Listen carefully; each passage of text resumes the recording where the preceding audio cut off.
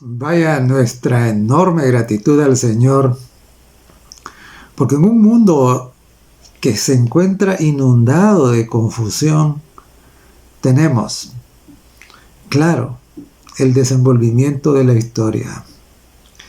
Es un privilegio en realidad poder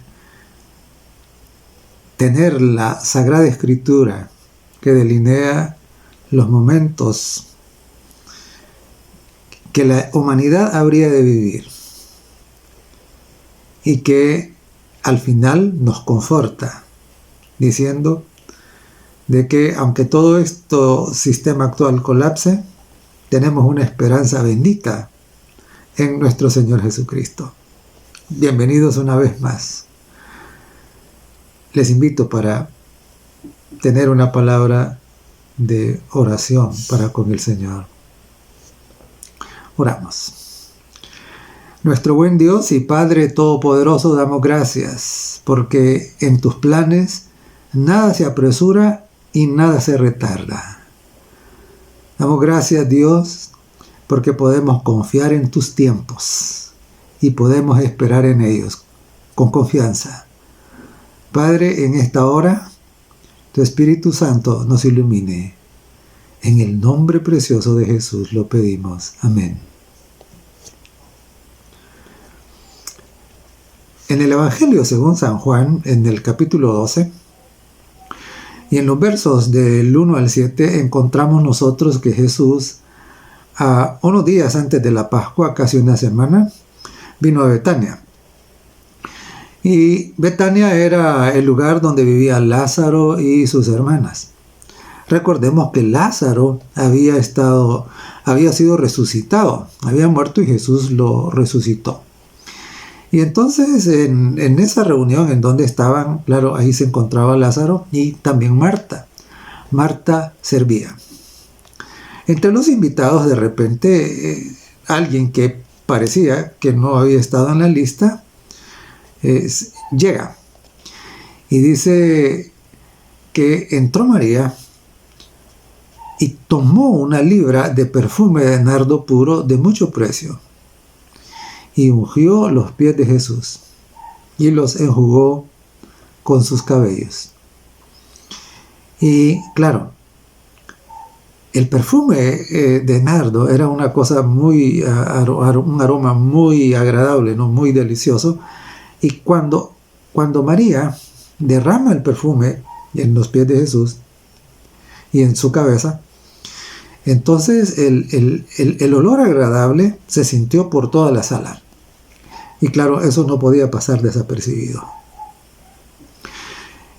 Y dice el texto, y la casa se llenó del olor del perfume. Y entonces Judas Iscariote, el que le había de entregar, claro, entonces es triste, ¿no? Porque en vez de reconocer que al maestro le estaba prodigando un regalo tan especial, lo que hace es cuestionar el hecho, diciendo, ¿por qué no fue este perfume vendido por 300 denarios y dado a los pobres? Y es interesante porque la inspiración aclara que dijo esto no porque tuviera preocupación por los pobres y sus necesidades, sino dice porque era ladrón. Y como él era el tesorero, entonces, claro, dice que él teniendo la bolsa sustraía de lo que se echaba en ella. Amigos y hermanos, pareciera que este asunto de la corrupción no es un asunto nuevo. Existe desde que el corazón humano se corrompió. Y entonces aquí tenemos un contraste. Tenemos uno, el de una mujer arrepentida que prodiga todo lo que tiene. Y tenemos aquí y el de un hombre que estaba preocupado porque las oportunidades de aprovechar el dinero de otros se le reducían o, en este caso, las veía que se le habían escapado. Pero es interesante porque el Señor Jesucristo no queda abstraído de esto, ¿no? Sino que él hace un comentario, ¿no? Entonces dice, estoy en el verso 7 del capítulo 12 de Juan. Entonces Jesús dijo, déjala, para el día de mi sepultura ha guardado esto. Entonces, notemos, Jesús hace una declaración. Y es interesante porque en su declaración Jesús está introduciendo un tema. ¿Cuál es el tema que está introduciendo? El tema de su muerte. Dice, para el día de mi sepultura ha guardado esto. Y en Mateo, en el capítulo 26 y en el verso 12, dice, porque al derramar este perfume sobre mi cuerpo, lo ha hecho a fin de prepararme para la sepultura. En otras palabras, por decirlo de alguna manera, ¿no? La muerte estaba circundando a Jesús, ¿no? Es decir, él sabía que en el cronograma del plan de salvación faltaba poquísimo para que tuviera que experimentar ese terrible acontecimiento de su muerte. Y ahora, en el mismo capítulo 12, en los versos del 9 al 11, tenemos otro acontecimiento. Y leemos, gran multitud de los judíos supieron entonces que él estaba ahí. Y vinieron, no solo por causa de Jesús, sino también para ver a Lázaro. La resurrección de Lázaro había sido un acontecimiento que había hecho, que había corrido, la noticia se había propagado. Y eso había despertado como mucha curiosidad en los que habían escuchado la noticia, ¿no?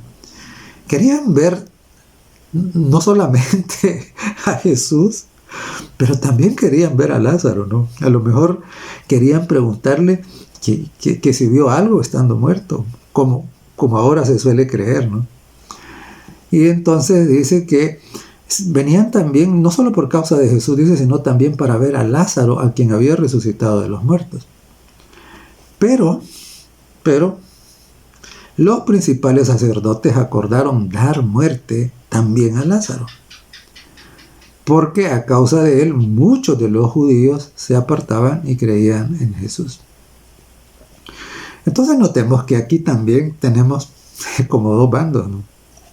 Uno que está interesado en Jesús y en lo que él ha hecho, pero el otro que no soporta lo que Jesús ha hecho, ¿verdad? Y que antes que aplaudirle, lo que están pensando es cómo deshacerse de él. Y claro, es interesante porque dice, acordaron dar muerte también a Lázaro. Es decir, de que la suerte para Jesús ya la habían echado. Ya Jesús en su mente, en su corazón, ya había sido condenado a muerte por ellos. Pero ahora agregan a la lista de sus víctimas a Lázaro. Porque Lázaro, dice, era a causa de él, muchos de los judíos se apartaban y creían en Jesús. Esta no es la primera vez que ellos intentaban matar a Jesús. Antes habían intentado matarlo, pero no habían podido. ¿Verdad? Ahora, ¿por qué no habían podido? Dice el Evangelio de Juan, el capítulo 7 y el verso 30, entonces procuraban prenderle, pero ninguno le echó mano porque aún no había llegado su hora. Dice, antes habían intentado, pero no habían podido. ¿Por qué? Porque no había llegado su hora todavía. Y en Juan 8:20 leemos, estas palabras habló Jesús en el lugar de las ofrendas, enseñando en el templo, y nadie le prendió, es decir, nadie lo capturó, porque aún no había llegado su hora. Nosotros los seres humanos actuales tenemos un problema. Quizás no será de todos, pero la mayoría adolecemos de esa debilidad. Y es que quisiéramos que las cosas ocurran muy rápido, de manera instantánea. Y no logramos entender, y a veces esto nos afecta en nuestra vida espiritual, porque quisiéramos que Dios hiciese las cosas así. Pero Dios tiene su agenda. Dios, en su inmensa sabiduría, tiene su propio cronograma, tiene sus tiempos. Y como está escrito en el libro del deseado de todas las gentes, dice que los propósitos de Dios son como los astros en la vasta órbita de su derrotero, que no conocen, dice, ni premura ni demora. Entonces, claro, antes habían intentado hacer daño a Jesús, matarlo.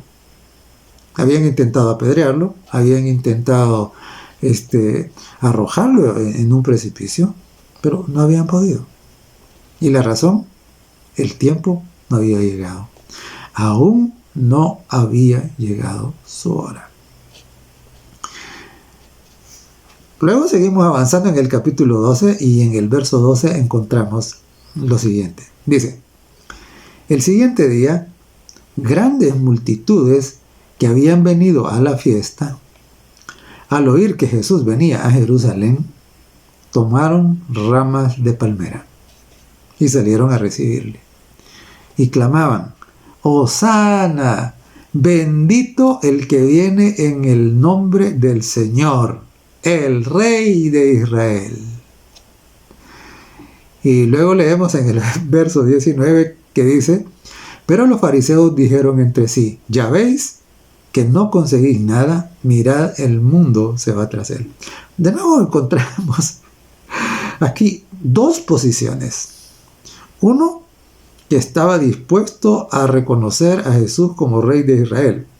Aunque no tenían ellos la idea exacta de qué tipo de rey era, ellos tenían su propia idea del reinado de Jesús. Pero con todo y que no entendían bien, ellos tenían en ese momento una actitud positiva hacia Jesús. Y decían, Hosana, bendito el que viene en el nombre del Señor. El Rey de Israel. Entonces, pero los fariseos no participaban de ese sentir, sino que al contrario, se sentían celosos. Sentían que esto era una amenaza para ellos. Y claro, el Jesús es aclamado y reconocido como hijo de David. Eso es importantísimo en la mentalidad judía de aquel tiempo. Reconocerlo como hijo de David. Eso era reconocerlo como el Mesías, como el Redentor de Israel. Y claro, la resurrección de Lázaro había sido clave para esto. Y a estos acontecimientos, porque llevamos dos aquí. Uno, el ungimiento de Jesús con el perfume de nardo. Y dos, tenemos la aclamación de la multitud, ¿no? que lo bendice como descendiente de David. Pero además de eso, tenemos aquí algo más. En los versos 20 al 22 dice, había ciertos griegos entre los que habían subido a adorar en la fiesta. Estos pues se acercaron a Felipe, que era de Betsaida de Galilea, y le rogaron diciendo, Señor, quisiéramos ver a Jesús. Felipe fue y se lo dijo a Andrés. Entonces Andrés y Felipe se lo dijeron a Jesús. Llama la atención. ¿Por qué? Porque aquí dice que estos eran griegos. Y entonces los griegos, los gentiles, querían ver a Jesús. Y es curioso, ¿no? Porque los fariseos, que se consideraban como la élite espiritual, la cúpula de la religión, entonces estos no estaban interesados en Jesús de una manera positiva. Su interés era muy negativo y destructivo, ¿no? Pero aquí tenemos unos hombres que, igual que los sabios que vinieron de Oriente cuando Jesús era un bebé, vinieron que vinieron a adorar al recién nacido, ¿no? Entonces, los griegos interesados ahora, los gentiles, tenían interés en conocer al Mesías. Esto indicaba que las naciones gentiles estaban llegando a un momento en el que estarían listas para recibir a Jesús como su Salvador.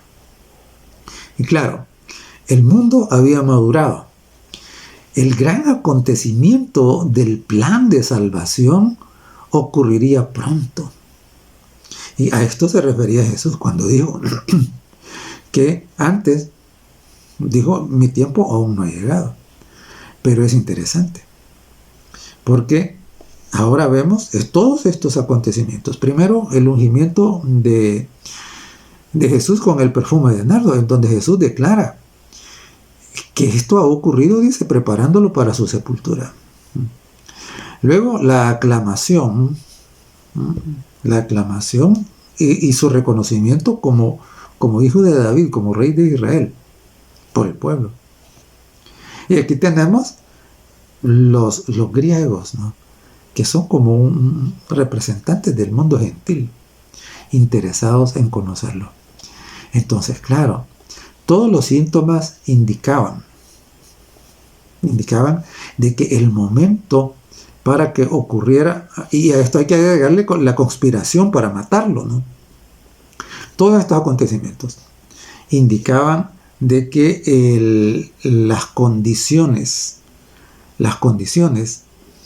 para que ocurriera ese acontecimiento sin el cual la salvación de la raza humana no era posible, se llevara a cabo. Entonces, claro, Jesús atendió la solicitud de los griegos, ¿no? Salió al atrio exterior, porque ellos no tenían permitido entrar hasta el atrio interior, ahí solo lo podían entrar los judíos, y se entrevistó con ellos y les explicó lo que implicaría su obra de salvación. Y entonces nosotros encontramos en el verso 23 una declaración que es sumamente importante en este contexto que venimos describiendo. Dice el verso 23 del capítulo 12: Jesús les respondió diciendo: ha llegado la hora para que el Hijo del Hombre sea glorificado.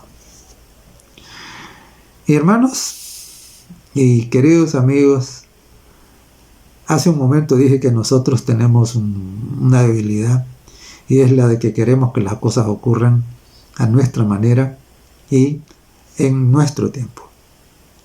Sin embargo, Dios no tiene prisas. Él tiene su tiempo. En su sabiduría, Él sabe cuál es el tiempo correcto para cada acontecimiento. Entonces nosotros tenemos que aprender la lección. Tenemos que aprender la lección de que debemos esperarle en los tiempos del Señor. Debemos orar. Debemos conversar con el Señor y derramar en su seno todo, absolutamente, nuestras preocupaciones, nuestras angustias, nuestros anhelos, nuestros deseos, nuestros gozos, ¿no?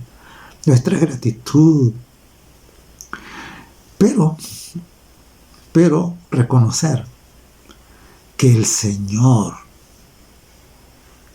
es el dueño y que nadie mejor que Él sabe cuál es el mejor momento para cada cosa. Y entonces, antes, los conspiradores habían intentado matarlo, pero no habían podido. ¿Por qué? Porque no había llegado la hora. Eso es lo que está escrito. Pero ahora Jesús hace esta declaración y dice, ha llegado la hora para que el Hijo del Hombre sea glorificado. Lo que sus enemigos habían buscado antes, ahora sí sería posible. En el verso 24 dice, de cierto digo que si el grano de trigo no cae en la tierra y muere, queda solo. Pero si muere, lleva mucho fruto. Pensemos solo un momento. ¿Qué habría pasado si Jesús no hubiese muerto?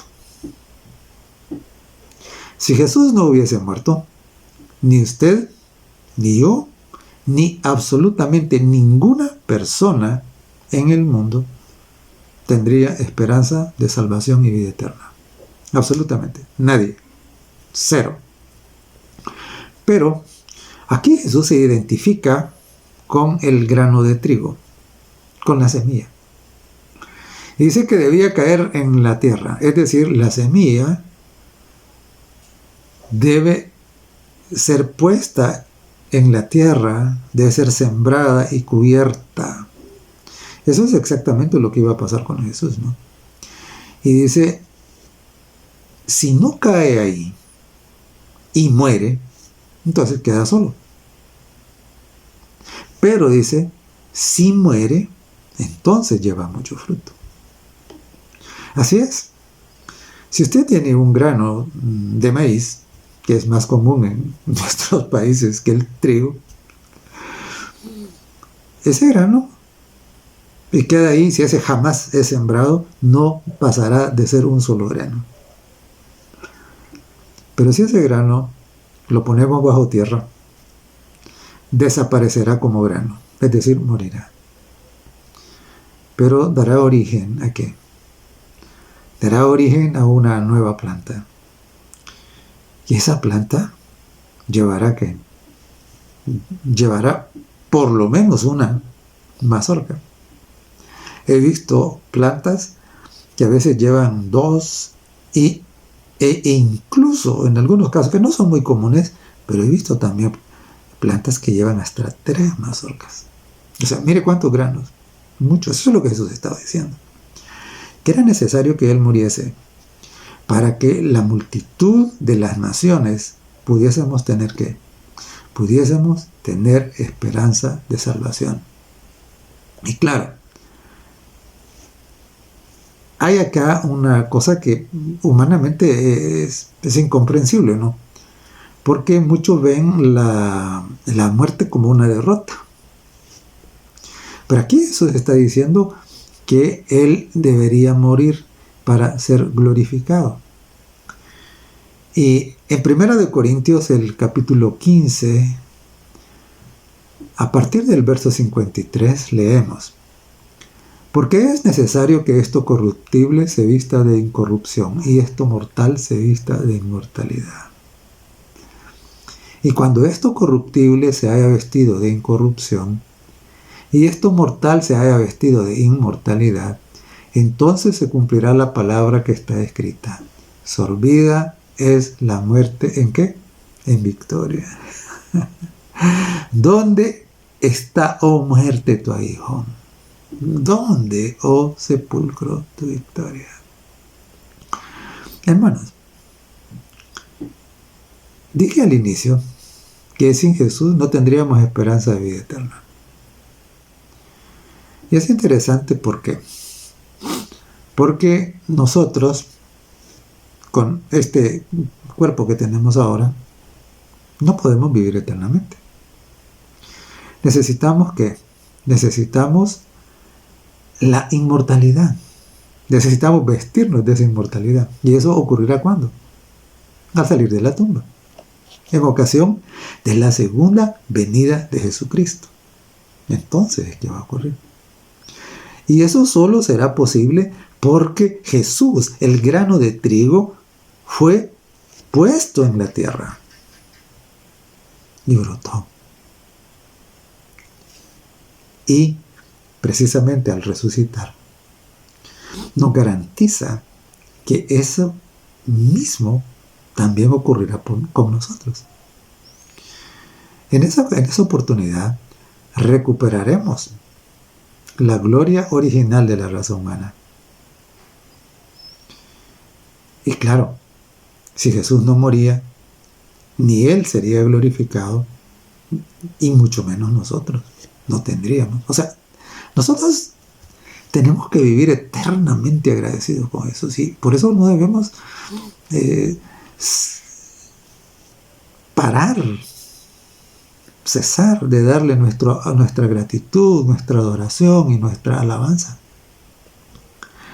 por lo que Él hizo y por las cosas maravillosas a las que habremos de experimentar por causa de que Él estuvo dispuesto a entregar su vida.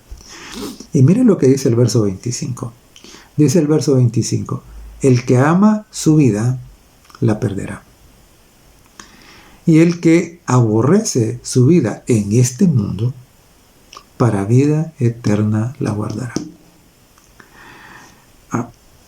Veamos un poco, comentamos un poquito este texto. ¿Qué significa esto de que el que ama su vida? Esto es el pensamiento de aquel que cree que aceptar el Evangelio es desperdiciar su vida y sigue atado a sus intereses y gustos egoístas que hacen un ídolo de sí mismos. A esto es a lo que se refería Jesús cuando dice el que ama su vida. Aman tanto su vida que no están dispuestos a entregársela a nadie. No están dispuestos a dársela a Jesús, ni mucho menos al prójimo. Entonces, sino que se aferran a ella de manera egoísta, de manera orgullosa, ¿no? De manera egocéntrica. A eso es que se refiere cuando dice acá, el que ama su vida. Pero dijo que el que hiciera esto, ¿qué iba a hacer? Que la iba a perder. Y claro, si retomamos nosotros el caso el ejemplo de la semilla que usó Jesús, ¿qué pasa si yo amo tanto ese grano de maíz y no lo quiero poner bajo tierra porque lo amo tanto y no quiero dejarlo? ¿Qué va a pasar con ese grano de maíz? Simple y sencillamente, con el paso del tiempo va a perder su poder de germinación. No va a nacer. Simple y sencillamente, ¿qué? ¿Y se va a reproducir? ¿Va a generar más granos? No. Simple y sencillamente, ¿qué? Se perderá. O sea, la vida que se niega para ser entregada, porque se ama demasiado, esa vida al final, ¿qué? Va a perder su poder germinativo como ese grano que nunca se sembró. Pero Jesús también dijo, y el que aborrece su vida en este mundo, para vida eterna la guardará. Y claro, aquí aborrecer lo que significa es el que ama menos o no le da el primer lugar. Aquel que no hace de su ego, de su yo, lo primero en la vida. Está dispuesto a la abnegación, está dispuesto a entregarse, está dispuesto incluso al sacrificio para obedecer a Dios y servir al prójimo. A esto es que se refería, ¿no? Aquel que está dispuesto ¿a qué? A despojarse. Dice que es el que va a guardar su vida para vida eterna. Y esto es exactamente lo que el Señor Jesucristo hizo. Y no olvide que nosotros no tenemos otro ejemplo mejor ni superior que el de nuestro Señor Jesucristo. Él es nuestro modelo. Él es nuestro modelo. Todos los demás seres humanos han sido falibles. Cometieron fallas, cometieron errores, pecaron. El único inmaculado, nuestro modelo, nuestro ejemplo es el Señor Jesucristo. Ahora, mire lo que dice la epístola de Pablo a los Filipenses, el capítulo 2, los versos 6 al 9. Jesús dijo, dice el apóstol, el cual, refiriéndose a Jesús, el cual, siendo en forma de Dios, no estimó el ser igual a Dios como cosa a que aferrarse.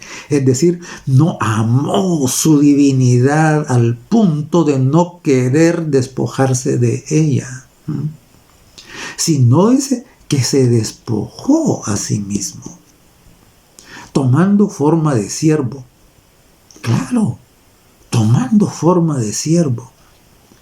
Es decir, siendo igual a Dios, siendo Dios, toma el rol de siervo para lavar los pies de aquellos hombres pecadores. Tomó forma de siervo, dice. Y estando hecho semejante a los hombres y estando en la condición de hombre, se humilló a sí mismo. A eso se refiere el que aborrece su vida, es decir, el que no tiene un orgullo tan grande, y que por eso es que está dispuesto a tomar estos roles humildes, abnegados, de servicio. A eso es lo que se refería Jesús cuando dijo el que aborrece su vida, es decir, no se aferra a ella. No dice, no, yo cómo voy a hacer eso. Eso es degradante. En el servicio a Dios, nada es degradante. Y cuando servimos a las necesidades de nuestro prójimo, estamos atendiendo y siguiendo el ejemplo de Jesús. Eso tampoco es degradante. Entonces, dice, haciéndose obediente hasta la muerte, y muerte de cruz. La muerte más abominable en la que se podía pensar. La muerte de un delincuente. Y no de cualquier delincuente, sino que uno que era de los, digamos, los peores. Por lo cual Dios también le exaltó hasta lo sumo y le dio un nombre que es sobre todo nombre. Bendito sea el Señor.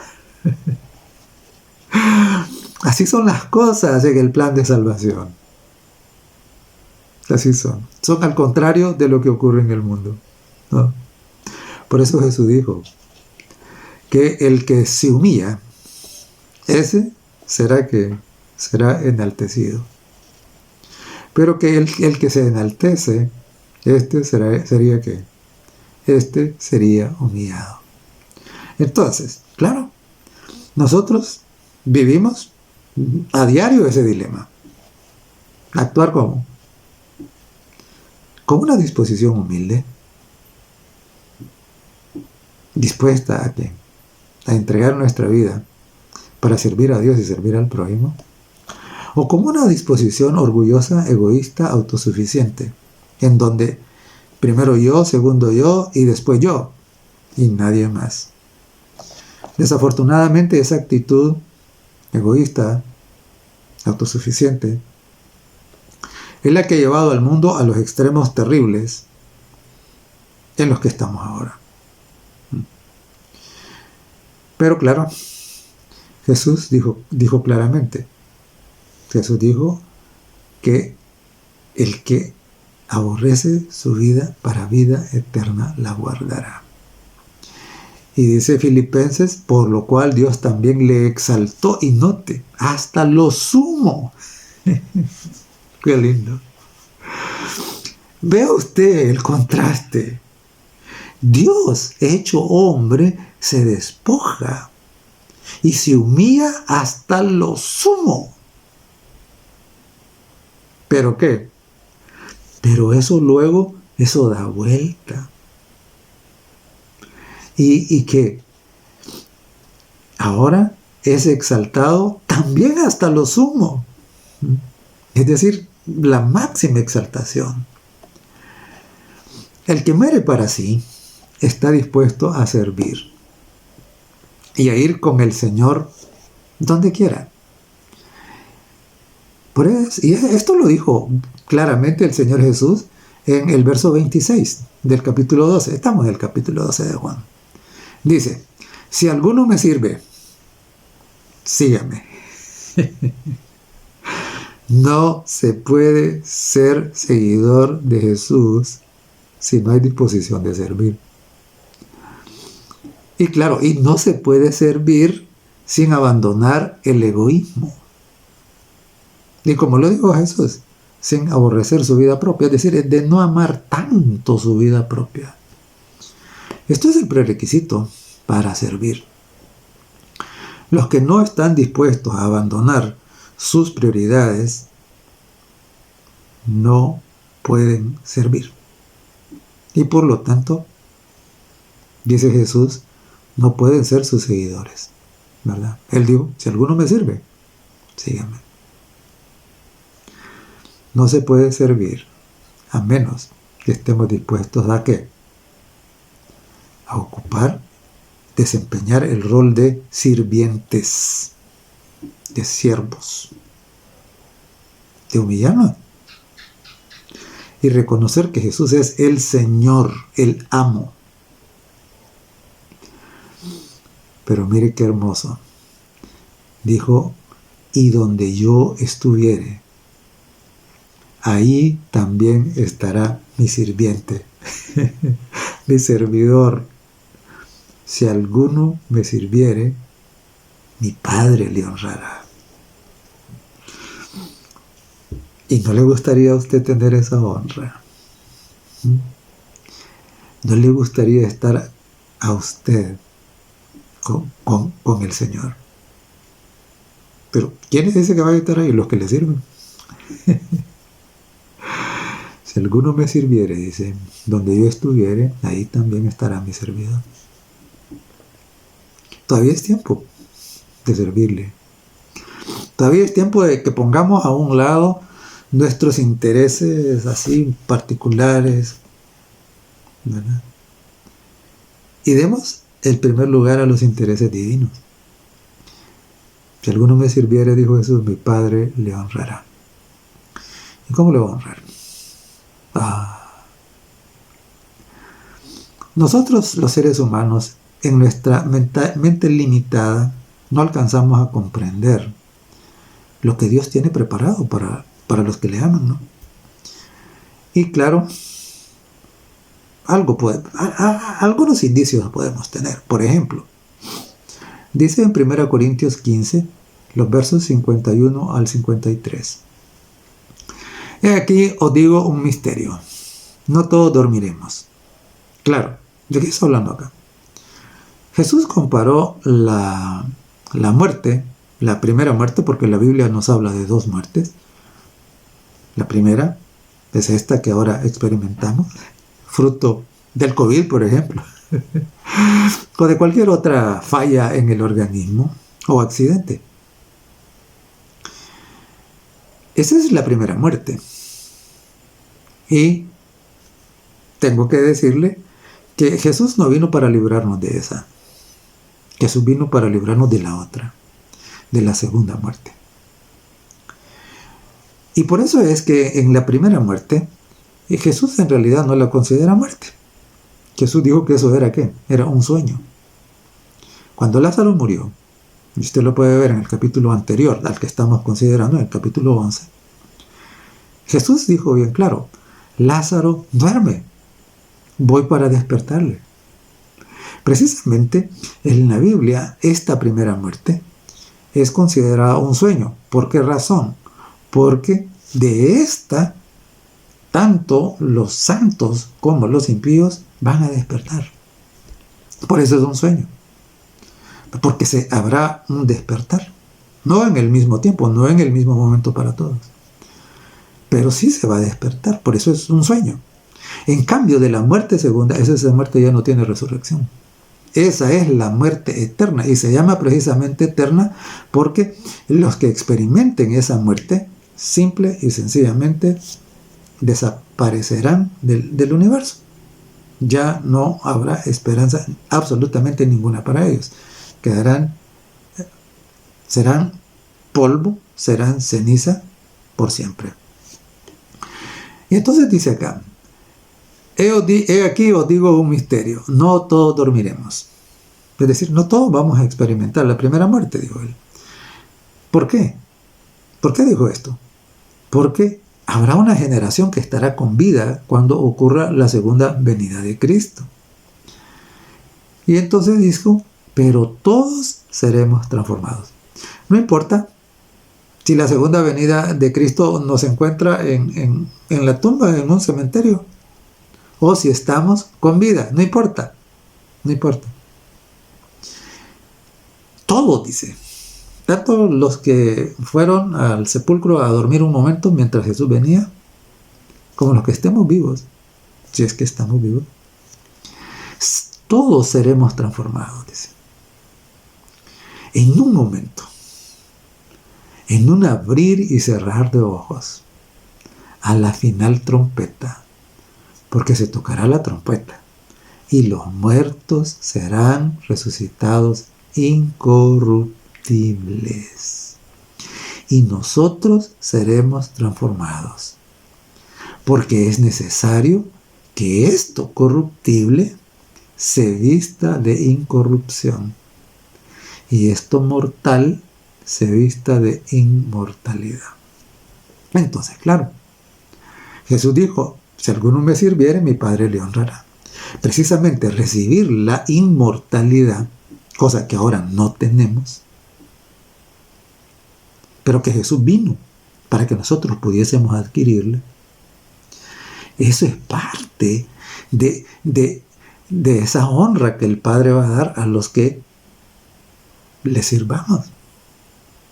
Entonces, y claro, Jesús quiere que usted reciba esa honra. Él no quiere que nadie se quede sin recibir esa honra.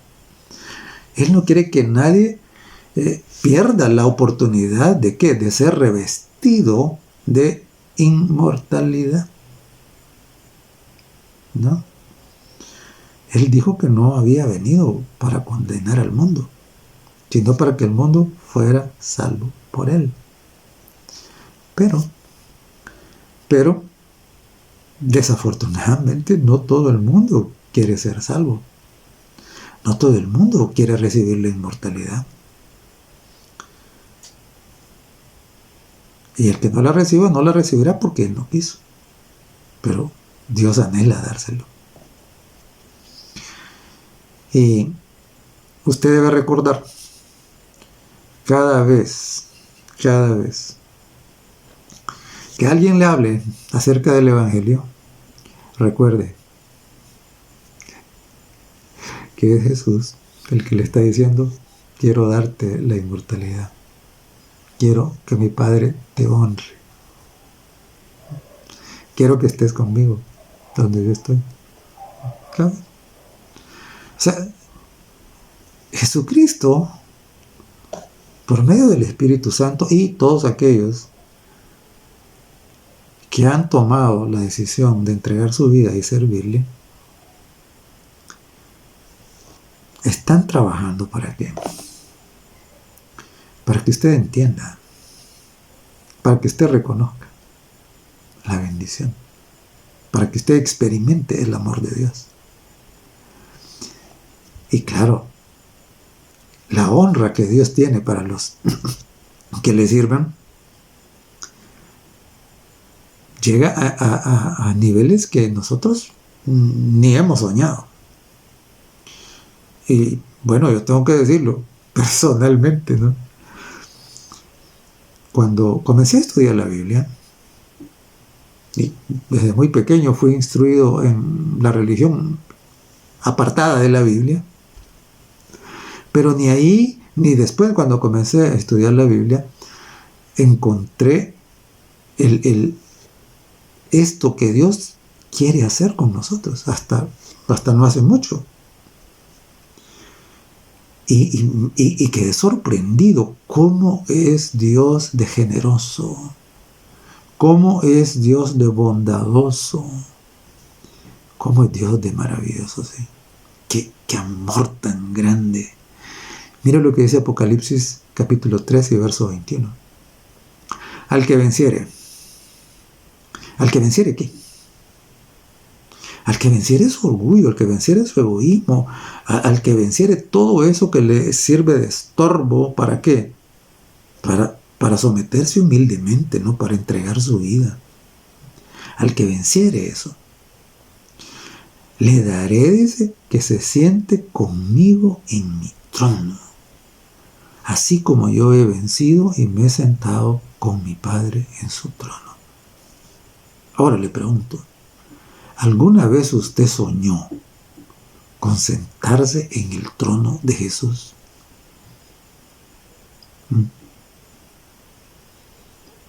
Yo no, nunca. Y por eso venir y encontrarlo aquí, en la palabra de Dios,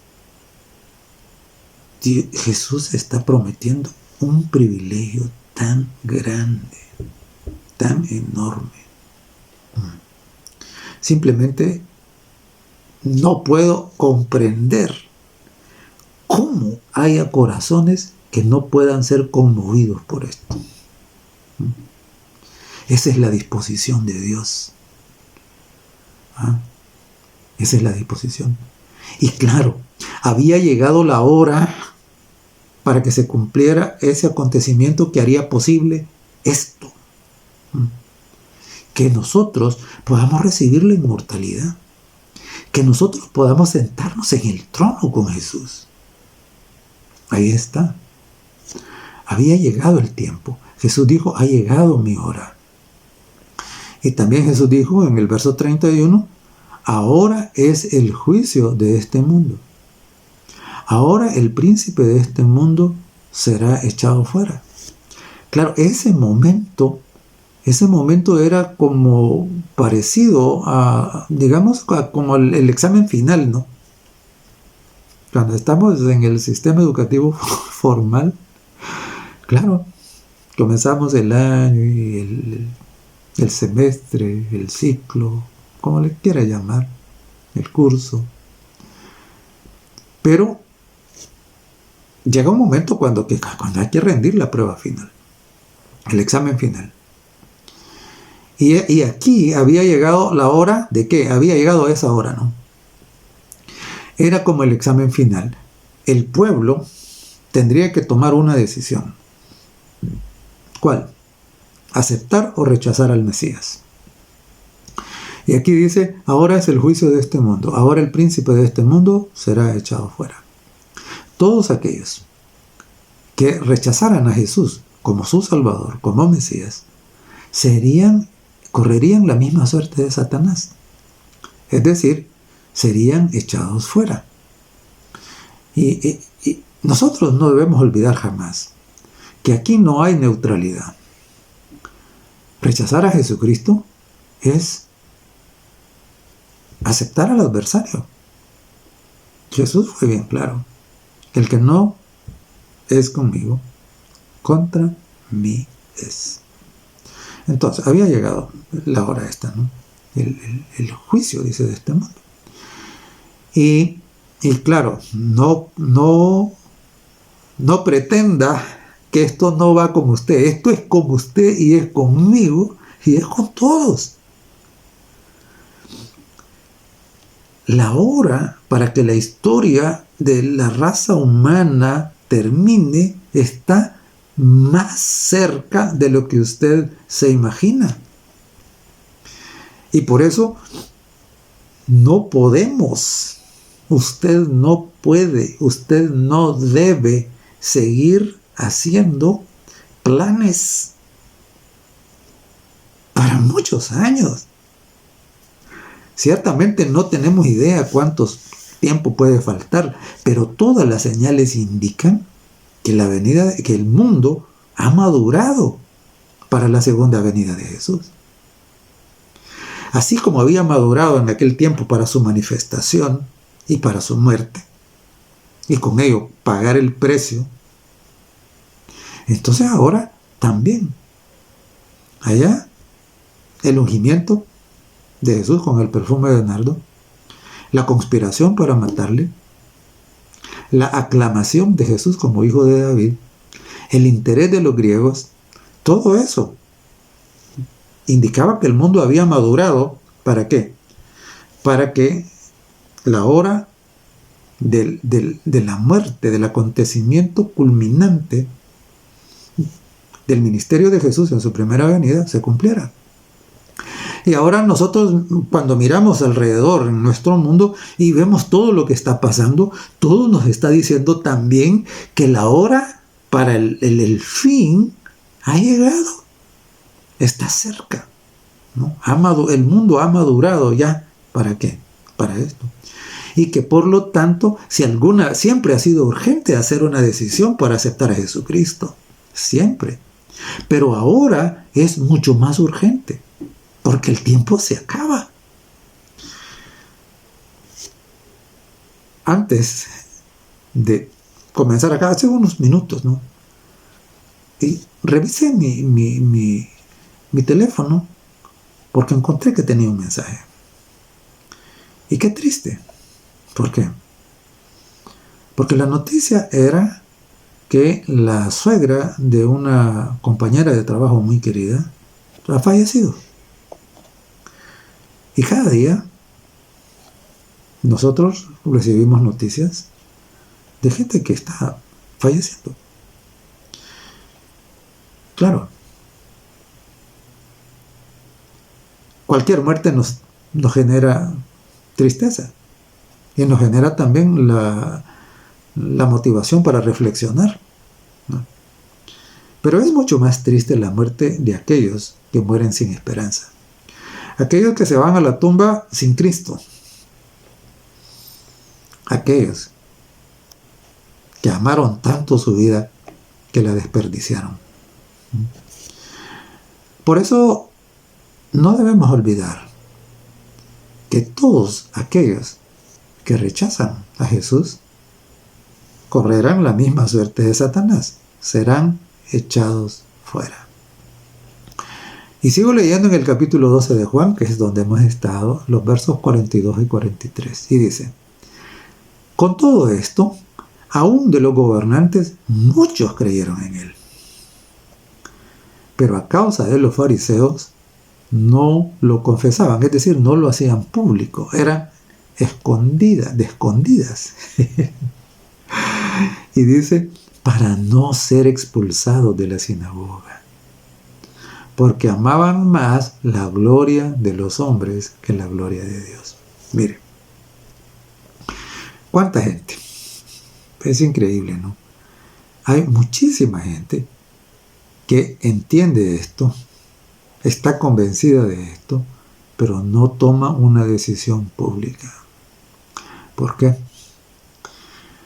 Porque le tienen miedo a la crítica, les da pena. Y entonces, claro, no quieren que sus familiares los vean mal, que vayan a decir, miren, ahora lo que es, abandonó su tradición. No quieren que sus amigos se enteren. No quieren que sus líderes se den cuenta. ¿Por qué? Porque tienen miedo de caerles mal.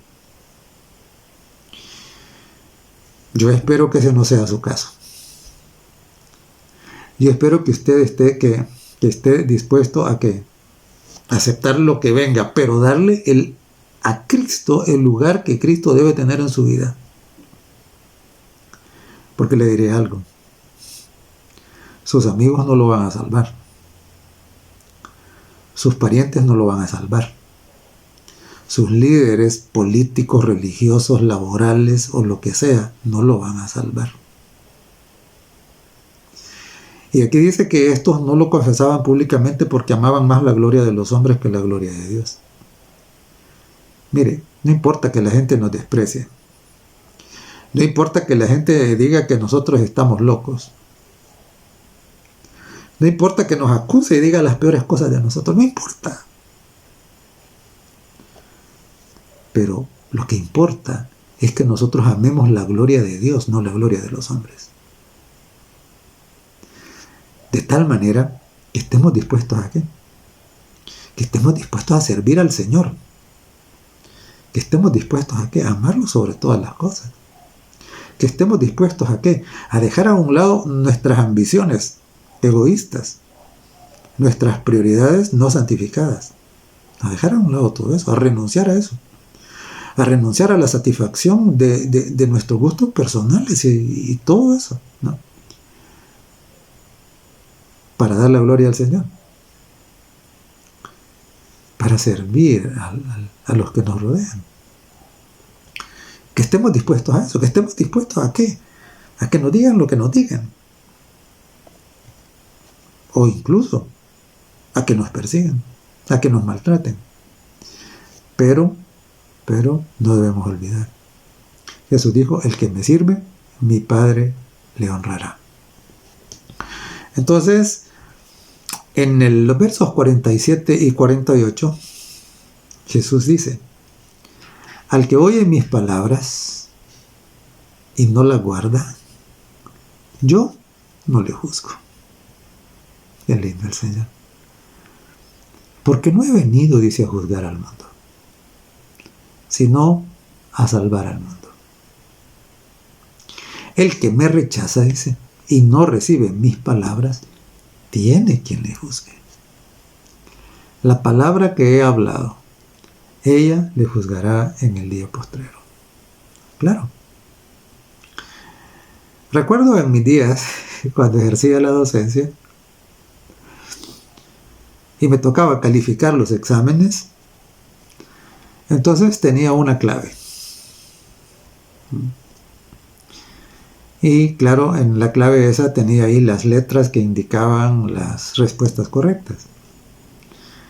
Y ponía los exámenes, los papeles de los estudiantes a la par de la clave, y simple, no tenía que estar leyendo cada pregunta.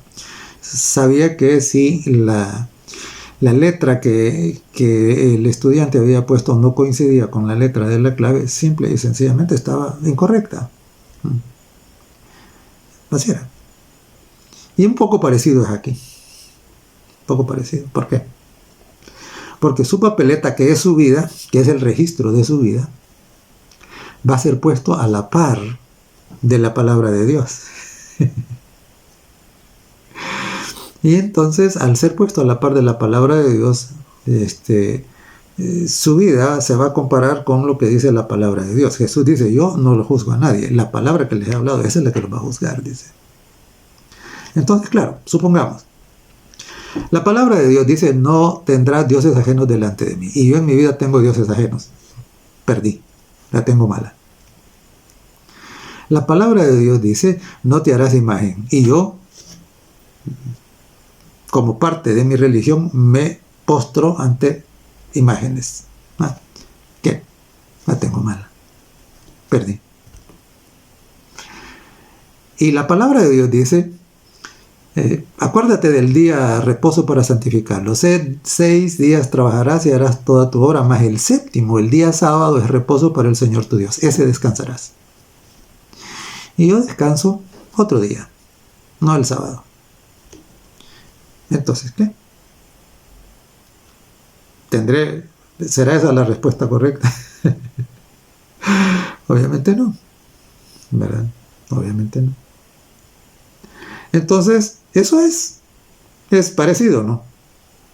En el examen final, nuestra vida será contrastada con la clave, que es la palabra de Dios. Por eso Jesús dijo, yo no juzgo a nadie, es la palabra que os he hablado, eso lo va a juzgar. Y es interesante, hermanos y amigos queridos, el que rechaza la palabra, el que ignora la palabra, porque hay algunos que la rechazan y se vuelven enemigos de la palabra y la desacreditan y todo, pero hay otros que no son tan beligerantes, pero la ignoran. Simplemente, como decía mi abuelita, escuchan la palabra de Dios como oír llover. Y claro, los que rechazan, los que batallan, los que ignoran la palabra de Dios, ¿sabe qué hacen? Rechazan a Jesucristo. Sí, claro. Rechazar la palabra, rechazar la Biblia, es rechazar a Jesucristo. Yo no sé si usted ya tenía claro esto, pero si no lo tenía claro, ahora debe quedarle claro. Rechazar lo que dice la Santa Biblia, la palabra de Dios, es rechazar a Jesucristo. Él es el verbo. Él es la palabra. Ahora podemos decir como Jesucristo: ha llegado la hora. El final de la historia está para cumplirse. Y habiendo llegado la hora del examen final, entonces nosotros debemos de tener claro cuál es la respuesta y estar dispuestos a qué. Si en nuestra vida antes teníamos las respuestas incorrectas y nuestra vida no estaba regida por el molde establecido por Dios en su santa palabra, entonces, ¿qué debemos hacer? Ahorita todavía hay oportunidad. Como ocurría en los exámenes, ¿no? A veces nos dábamos cuenta ya a punto de terminar que había algunas cosas que no eran así, sacábamos el borrador y borrábamos y cambiábamos la respuesta. Así es ahora también. Ahorita están a punto de recoger los exámenes para ser calificados. Entonces, todavía hay oportunidad de corregir las respuestas, ¿no? Todavía hay oportunidad de que usted reconsidere su vida, de que usted abra su corazón al Espíritu Santo, que usted le permita que el Espíritu le muestre cuáles son las respuestas correctas y usted pueda moldar su vida al molde establecido por Dios en la palabra santa. Y no se preocupe, porque hay algunos que dicen: no, pero es que yo no voy a poder cumplir. No se preocupe, porque es cierto, si usted nunca viene a Jesús, nunca va a poder cumplir. Pero si usted le entrega su vida al Señor Jesucristo, el Señor Jesucristo prometió que lo iba a bautizar en Espíritu Santo y fuego, es decir, que le iba a dar poder. Y ese poder que viene del cielo es el que le va a dar la capacidad. Ahorita usted no la tiene, y nadie la tiene por su propia cuenta. Por eso debemos venir a Él para recibirla. Y debemos de permanecer en Él para no perderla. Esa gracia divina que nos permite, que nos permite ser obedientes. Y qué emocionante es cuando en el curso el profesor venía con los resultados y todos en silencio, ansiosos de escuchar su nombre y de recibir su resultado, ¿no? Y qué alegría que cuando todas las respuestas estuvieron correctas, que seremos vestidos de inmortalidad. Según la promesa de Jesús, nos sentaremos con Él en su trono. Según la promesa de Jesús, recibiremos una herencia en la tierra nueva, en la tierra perfecta. Podemos estar en su misma presencia. No se pierda eso. Decida hoy. Que Dios le bendiga. Bondadoso Padre que estás en el cielo, qué maravillosas promesas nos has hecho. Y qué grande sacrificio el de Jesús tu Hijo para concedernos estos privilegios. Por favor, ablanda nuestros corazones. Señor, quiero depositar en tus manos a nuestros amigos que todavía no han hecho esta decisión. Concédeles la gracia y el entendimiento para que puedan hacerlo ahora que todavía hay oportunidad. Hazles comprender, Señor, que la oportunidad no durará para siempre. En el nombre de Jesús te lo pedimos. Amén. Amén.